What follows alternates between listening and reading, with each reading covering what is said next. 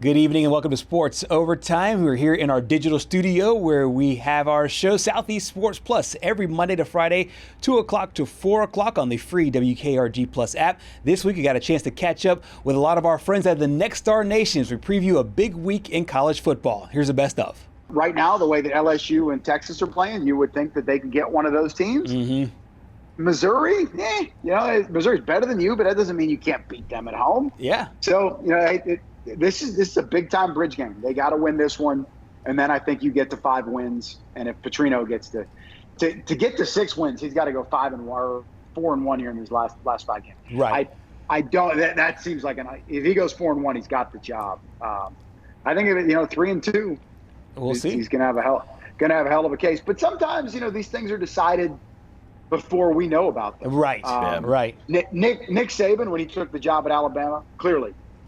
He tried to college media the thing of being in a place like Fayetteville, Arkansas, and it's you guys need me a lot more than I need you. Yes. So I'm not going to be the head coach at Alabama. Right. When he knew he was going to be the head coach at Alabama, and Yeah. Alabama knew he was going to be the head coach at Alabama. Right. That kind of thing. I think when Jeff Long hired Brett Bielema, I think that there were some discussions in the middle of the year, and it was just, hey, let me get to the end of the year, and I'm your guy, kind of thing. So. Maybe there is an element of that to the Petrino thing, but he's got to win the game. Yeah. Look, all I'm going to say, Trey, is I look at these last 3 games, LSU, Texas, Missouri. Arkansas can do some serious damage to the amount of SEC teams that make the college football playoff if they win just one of those games. Man, and Arkansas, they are close, but how close is close to being? Yeah, close 5-2, 6-1, but right. You'd have to be nearly perfect in fairness for that. It's not just like these they're not who puked all over themselves. They're not like the Giants here. 33 in the fourth quarter is bad. Insane. That is insane. Awful. Unreal. I mean, they're not losing games like that, but they are kind of doing it. But yeah, hey, that's cool, right? Like let's have these games mean something down the stretch. Like if maybe you're playing, you get there and you're 4-6 with 2 games to go. It's like, all right, hey, let's get 6-6. Let's get to a bowl game. Even if you don't get there, at least show that there's something to play for. Maybe you can knock out a Missouri from a college football playoff. You can knock out a Texas or an LSU from a college football playoff. I think the SEC is getting. I'd be stunned if they didn't get 4 teams in the playoff. Yeah, right. Yeah, absolutely. Same here. As it relates to this Auburn defense, we got a chance to hear from Bobby Petrino because this might be, of the games that he has coached, the best defense that he has to scheme up against. We heard from the interim, maybe possible new head coach of the Hawks. Yeah, they're a really good defensive team. They've got good outside edge rushers. They're firm inside. The linebackers play fast. Their secondary is not afraid to play man coverage. Very familiar with their defense.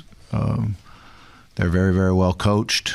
We went against them, that defense, every day in practice before. So they do a great job in their schemes and what they do. It's going to be a great challenge for our offense. We've got to be able to run the football and be patient, stay away from third and extra long, where they can tee off their pass rushers.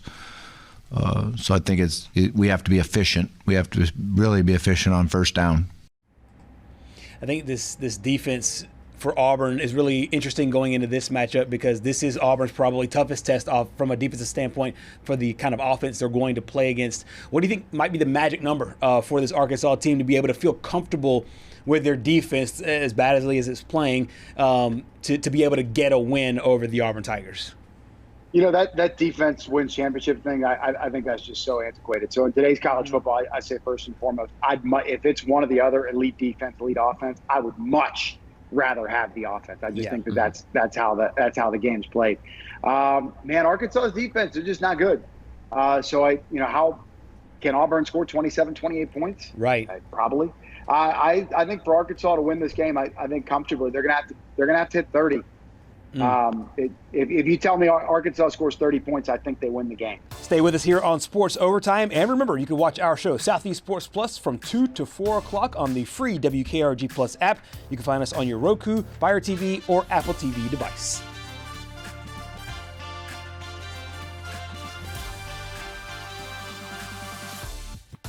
We're here at the Caesar Caesar Superdome in New Orleans with a chance to speak with Sunbelt Commissioner Keith Gill, also entering his term as the Division I Men's Basketball Selection Committee Chair. Keith, what have the first couple months been like on the job officially with the NCAA? Yeah, it's been great. We've got our first in-person meeting in 2 weeks.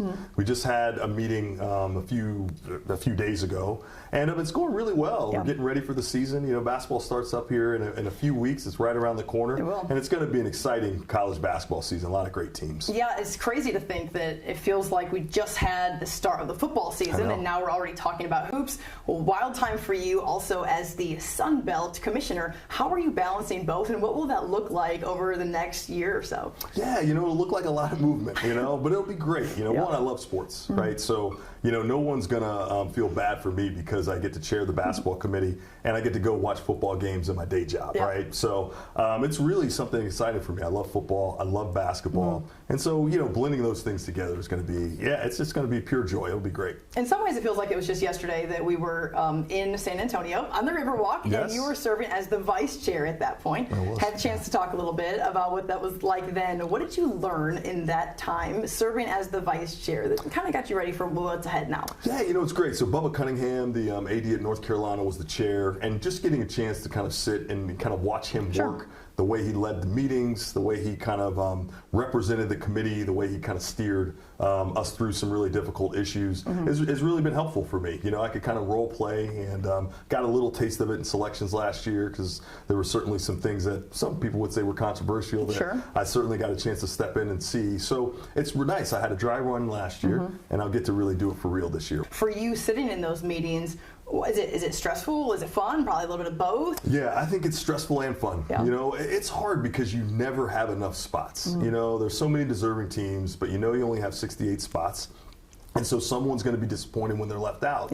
And so we totally get it. And since all of us have worked on campus and been a part of this, we've all been there as well and experienced the disappointment of not being there. So I would say that it is a labor of love because we're actually serving basketball and all of us think that that's great. But there is a challenge when you get down to the end. It's Saturday night, you have 2 spots, there's 8 deserving teams on the board, and how do you decide which 2 teams are going to go into the field? Yeah, how do you decide? Just kidding. But really, when you think about the body of work versus how a team is doing in March and later in the season, what they've done in their conference tournament, how do you weigh the quality of wins early in the year versus what a team is down the stretch? Yeah, it's really difficult. Now the committee tries to focus and make sure that all wins are kind of created equal. It's a full body of work. So if you got a great win in November and you have a great win in March, those really are the same, and that's what we do. But you certainly know that we all have recency bias. We're all trying to manage those things naturally, and so it's a challenge. To say, okay, this team has momentum, this one doesn't.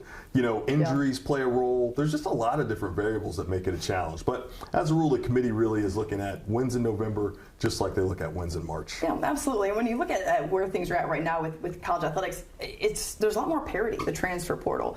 How does that impact what it is that you're doing in terms of maybe, hey, this is a lot harder than it's ever been? Yeah, I think it's a big challenge because I would say that 15 years ago, you kind of looked at a roster, you saw who was returning, you kind of evaluate that talent, and then you kind of move forward to know you'd have a sense of what that team was going to be. Now with the turnover that you have where, minimally 50% of rosters seem to be turning over, but sometimes as high as 80 or 90%, you don't know what those teams are going to be. And it goes back to the earlier point we were making, which is sometimes because there's been so much turnover, the team that you see in November, they work and then they gel and they're completely different in January. So I think it makes for a much more kind of wide open and kind of unpredictable kind of college basketball season and tournament. Yeah, last year the SEC had a record 14 teams, something just that's never been heard of. There was a time where this was only a football conference. Now you have 2 teams in the Final Four. What have you seen? You're an SEC guy. You understand what it is. Well, previously an SEC guy. You understand what it is that this conference is about. It's pretty impressive just to see what all this entails. Yeah, in the SEC, they really made a commitment to basketball. Kind of they had a moment, maybe like 10 or 15 years ago where they didn't have kind of the tournament entrance that they wanted. Thought they should have more, and they really sat down and studied it and really made some investments. And when you look at the type of coaches they have, when we look at the facilities they have, and we look at the money that they've invested in basketball, you can tell that they made an effort and certainly, paid off last year. 14 teams, and they had the national champion in Florida. One and done is something that was kind of popular for a long time when it comes to some of the top caliber guys, but obviously with guys getting paid now, we're seeing people hang around a little bit longer, especially obviously when it comes to college football, 5-year guys that are getting all these headlines, getting paid. How's that impacting the sport of basketball? How are you kind of seeing that play out? Yeah, I think it's impacting it in very similar ways, right? I think conferences like ours, like our all-conference kind of players, a lot of times are transferring and going to other conferences, and so it means that you don't have a chance to develop kind of the continuity and build team. And a lot of times, like, we get our upsets because we had older teams, and now we have younger teams because they're just turning over all the time. So I think all the movement is a challenge, and I think folks are adjusting to it. I think that calming the movement down a little bit, I think, would be helpful for everyone. Yeah. I certainly think student athletes need agency, but I mean, to be able to transfer every year, I don't know that that's good for them, especially academic outcomes, and I don't think it's good for the system. I agree with you entirely. As a traditionalist myself, when you think about how to put the toothpaste back in the tube, though, how does the NCAA look at that? Of course, they're trying to do that a little bit when it comes to the NIL. I know that they've shortened the transfer period for football. Right, yeah. How do you do that kind of across the board, and so it's not like free agency? Yeah, I think the most important thing right now is, scoring. We need some help from Congress, right? Yeah. The courts have intervened in a way that doesn't allow the NCAA to kind of regulate its own affairs in that space. And so I think getting the SCORE Act passed in the House would be really helpful, and then obviously hopefully a version of that in the Senate and getting that signed by the president, I think would help us, because that would allow the NCAA and its member institutions to kind of regulate transfers and academics in a way that's difficult now. You've got people that want to play more than 4 years, 5 years, 6 years, 7 years, and that's hard because we've got high school students that are trying to get into the pipeline, and people are staying there for longer, and so it's a challenge for them. So I do think the system is under a lot of pressure, and that's why the congressional intervention would help, and the SCORE Act is a good first step. I want to ask, obviously you'll have NCAA on your chest this year, but you also have, SBC, you represent the Sun Belt Conference, and right now the Sun Belt Conference, a one-bid league, like a lot of, G5 schools and G5 programs. What does the cap at 68 kind of create, or kind of maybe keep out a group of 5 programs, maybe when they're trying to get into that postseason? And do you think that the talk of expansion is needed by what the sport has created in terms of maybe some parity and what the other rulings look like? Yeah, I would, putting on my Sun Belt commissioner hat, I think opportunity is good. Yeah. And I can think, I think it was 2 years ago, we had two teams that were kind of in the top 65 of the net. And so when you think about that, they're right on the cusp of an at-large opportunity. So tournament expansion would make that more of a likelihood, more likely. So I actually think that from a Sun Belt perspective, I think, we would be open to that and certainly support aspects of that, because I think more opportunity does trickle down to give our teams more opportunity, and that's what you want. Yeah. What do you say to the folks who say that's probably strong? It doesn't need to be more than 68, that, hey, at this point everybody's getting a trophy, or that that's just unnecessary. Yeah, I think that's one perspective, and I think as a committee we've got to really weigh that, because I think tradition matters. I think the tournament is the best postseason in sports, and so you want to make sure that you don't do anything to ruin it. So I think that that's a good view as well. I think that that's one that we need to take into consideration, because at the end of the day we may decide that expansion isn't the right thing to do, and that the tournament needs to stay in its traditional format. For a team that is 69 and is 70, for those kids to have an opportunity to participate in the, and those coaches have an opportunity to participate in the tournament, those are opportunities of a lifetime. And so if we can give more, that doesn't seem like a bad thing, but we don't want to ruin something already great. When you look at the different cities that the regionals will be held, Houston, San Jose, Chicago, D.C., and then of course Indy's hosting the Final Four. What do those cities just kind of bring to the table when it comes to some of their basketball towns? So there's some maybe that are some newer ones that we haven't been there in a minute. I think one of the great things is they bring diversity, right? you're trying to build fans in all parts of the country, so you're in the West Coast, you're in Texas, you're on the East Coast as well, you're in Chicago, and so you're also in major media markets, so that will, help kind of spread the word about the college basketball and what a great sport it is, because everyone thinks about everything on the field or on the court, I guess, in this thing, but it's really about kind of the learning and the growth. I mean, obviously you were a student athlete, and you think about your time as a women's basketball player and how that impacted kind of who you are and the friends you have and the things you learn. Absolutely. And we're doing that times how many ever student athletes there are, so 100,000 student athletes. And so it's important for us to share that with everyone in the country. I think those cities help us do that. Obviously, these football stadiums, these NFL stadiums, they get packed out. I mean, there's certainly reason to have the crowd. In some ways, it does feel like the crowd is so taken out of the game a little bit too. How do you guys balance that? I know that's not something that's decided like 2 weeks ago necessarily, but how is that decided when you're trying to balance between, keeping the college basketball feel, but also trying to accommodate the fact that this is tournament time, it's March Madness. Yeah, I think it's hard, but we've been doing it for so many years now that I kind of think that it's just part of it. It's part of it. It really helps because I do think you want to have as many people as you can to be able to participate. That's as fans. You think about, some of the little kids you see and the memories that they would have going to their first Final Four. Having 50, 60, 70,000 seats available versus 18, 19, or 20 makes a huge difference. So I do think, it's a balance that's really important. I think, fortunately, the staff has kind of figured it out and kind of got it right. And I think those venues have been really good, really energetic, and really good for basketball. Keith, the women's basketball has just blown up. Like Caitlin Clark, what has taken place over the last couple of years. How impressive has that been just as a viewer yourself? And then now also going into this role as the chair for the men's side, how do you just feel like these two games are just kind of marrying up in a way that is just helping the sport grow on a national, maybe international level too? Yeah, it's great. It's awesome to see kind of how the women's game is growing. We were just talking about moving to dome venues. They made a decision to do that, I think, in 28, but when in Indianapolis. So that's going to be an opportunity for them to bring kind of more folks kind of into the fold and kind of grow the sport, I can remember when I was at Oklahoma, actually when I was at Vanderbilt. So Jim Foster had built a great women's basketball program there, and then I went to Oklahoma. We had a great women's basketball coach there, Sherry Cole, and some great teams. And it's really nice to see women's basketball kind of getting its due. It's a great sport. Wonderful kind of athletic and energetic, but it's different too.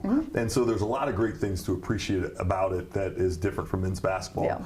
And so I like to see it on a bigger stage. It's great to see it on TV so much.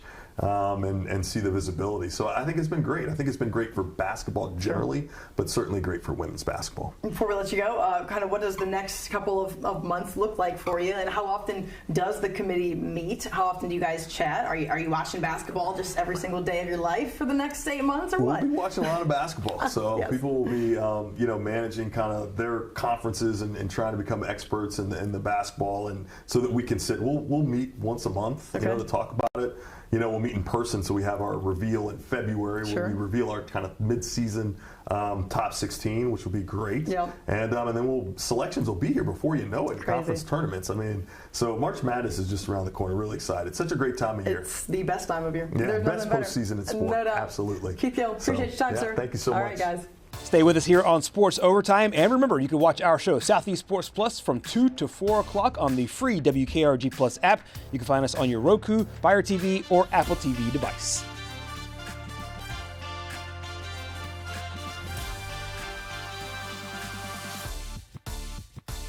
You guys aren't used to what we already know is fact, which is it just means more every week. And so we're like, oh yeah, you got LSU, Bama, Ole Miss, Florida. You guys, okay, that's just another. You guys already had football, and now you're trying to take over basketball, and now the ACC and Big 12 can't have anything. Welcome to the South. We got better barbecue and better sports. Deuces and better golf courses and better games to bet on. So here we go. Number 8, Ole Miss at Oklahoma, 5.5-point favorites. Who we got? I like Mateer and Company to cover the spread. They win by 7. Pass, no way. I like Ole Miss and the upset on the road. Ole Miss on the upset, yes, for sure. Auburn at Arkansas. Here we go. I'm gonna go with Auburn going into Fayetteville and getting the W. Thanks to Ash and Daniel. Got Auburn I with agree. a W. I agree. Mizzou, I don't like that line. That line hurts my heart. Give me Pavi and company at home. Yeah, I agree with that one. Texas, Mississippi State. I'm not touching Texas with a 10-foot pole. Give me Mississippi State to win their first SEC game. Are you? They're out of here to me. And then Texas A&M, LSU, we have 5 Did seconds. you do the points or the straight up? Oh, no, straight up. Mississippi State wins again. Get them out of here. A&M wins. We'll see you tomorrow. Get them out of here. Thank you so much for joining us here on Sports Overtime. Remember, you can watch our show, Southeast Sports Plus, every Monday through Friday, 2 o'clock to 4 o'clock on the free WKRG Plus app. You can also catch us on your Fire TV, Roku, or Apple TV device. Good night.